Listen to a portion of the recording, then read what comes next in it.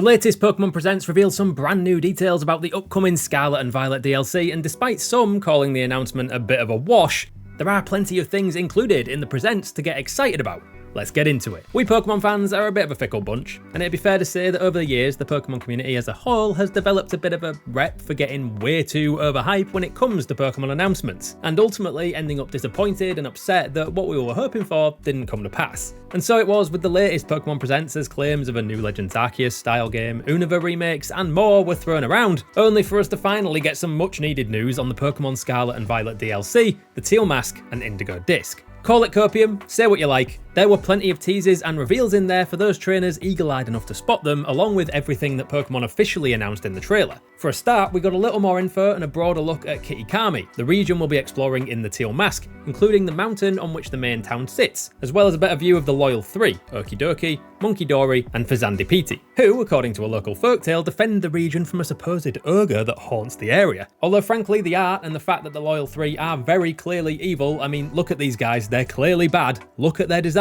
there's probably more to this folktale than it seems. We're also getting a Pokemon Snap sequel. Alright, not really, but it looks like they're taking that base concept and channeling the success of the camera in Tears of the Kingdom by allowing us to take proper photos of wild Pokemon with an actual purpose now, rather than for the memes like we have been for the majority of Scarlet and Violet's run. That's all thanks to a new character called Perrin, who's out to take a photo of a very specific and rare Pokemon. I'm sure that's nothing though. Speaking of regions, we also got a better look at the Blueberry Academy, the region of sorts we'll be exploring in part 2 of the DLC, the Indigo Disc. Inside the massive underwater dome, there are a load of different biomes to explore, each with their own unique species of Pokemon to find, including ones you'd never find in Paldea normally. All of these locations are artificially created, and there's even a weird artificial battleground we can battle on that looks a bit like manufactured crystal from Area Zero, but again, I'm sure this will never come back around and there's nothing to it at all. Right? On top of that, there's the BB League, a poor man's actual Pokemon League with its own unique Elite Four to challenge: Lacey, Crispin, Amoris, and Drayton,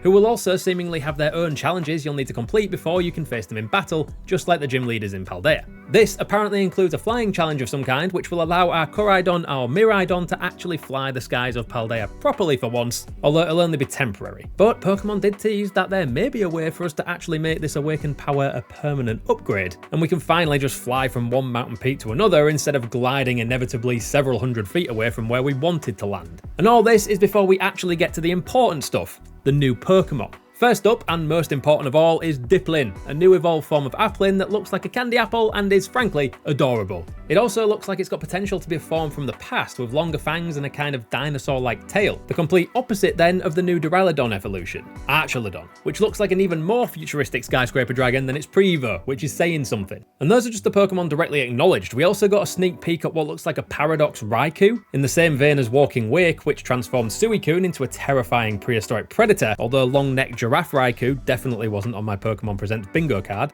a futuristic Paradox Cobalion, and a Pro Evo of the turtle Pokemon that adorns the cover art of the Indigo Disc DLC.